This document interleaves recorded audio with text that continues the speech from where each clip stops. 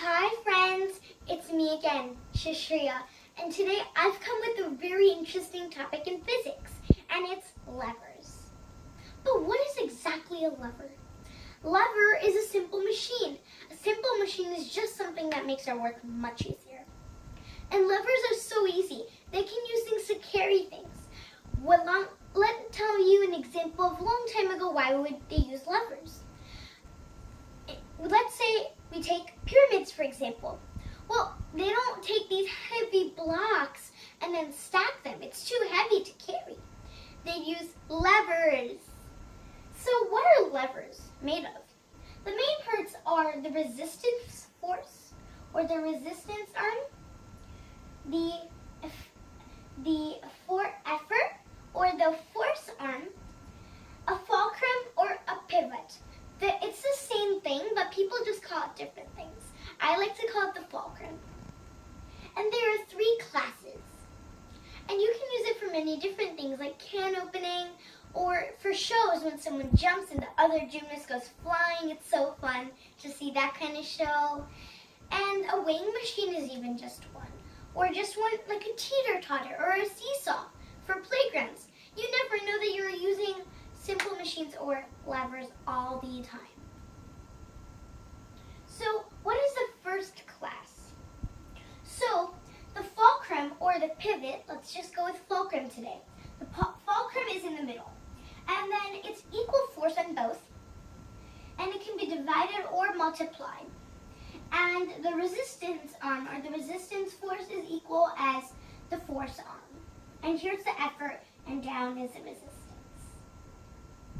So when placing the fulcrum and having the load, so if I just put the load here and I'm here, the load can change the way you will push and the way it will move once you push or if you pull it up.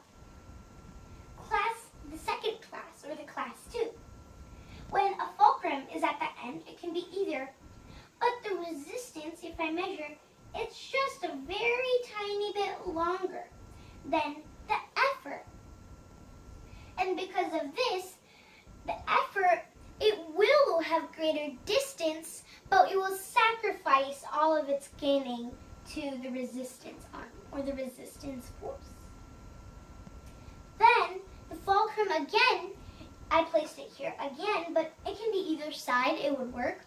And I put the effort right here, or the load right there. And here's the fulcrum. And when I put it, here, the effort is much smaller. So it's a huge gaining in like the distance and the speed of it.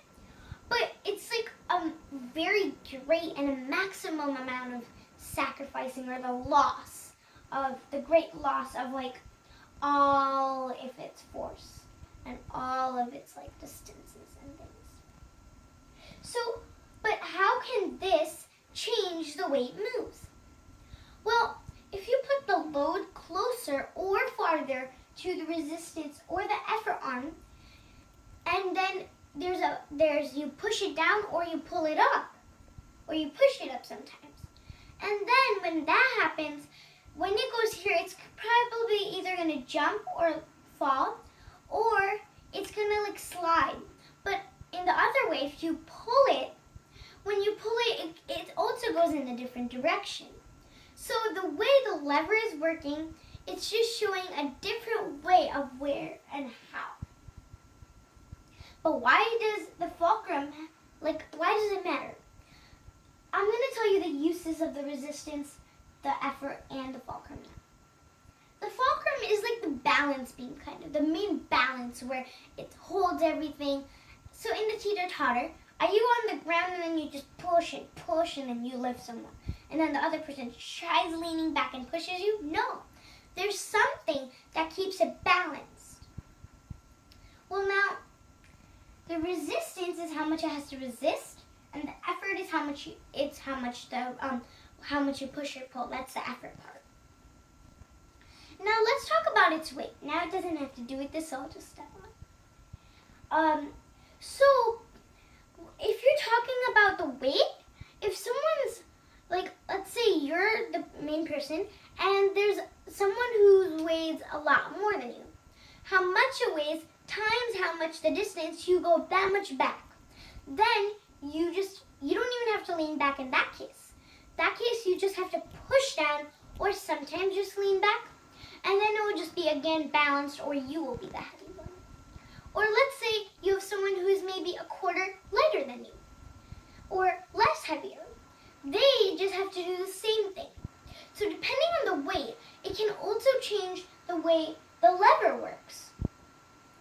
Now we use levers all the time. We can use it like pulleys and the wheel axle, and even wheelbarrows. We use it when we use a shovel. So when we dig and then we pull it, we're just bending the way it works. Now I have an example, and if you want to do the same, just be very careful. It requires a heavy hammer. So here's my hammer. Do not hold it like this. Hold it like this from the handle. This way it is very dangerous, just as a hazard, just so you know. So hold it like this and hold it out. Here, your elbow the elbow bone can be like the fulcrum. Here is a small effort. So the effort, I'd say, go this much. And your muscle is holding your arm, so that's the effort. The rest is just your resistance. How much your hand and the rest without the main muscle can resist to the force of this. So here's my fulcrum, here's the effort, and here's the resistance. So if you're using this example, it kind of refers to class 3, or this third class of the lever. So this is about our lever, and take a quick look at this last page before. Bye, my friends, and have a good day. See you soon. Bye, my friends. Hope you loved levers.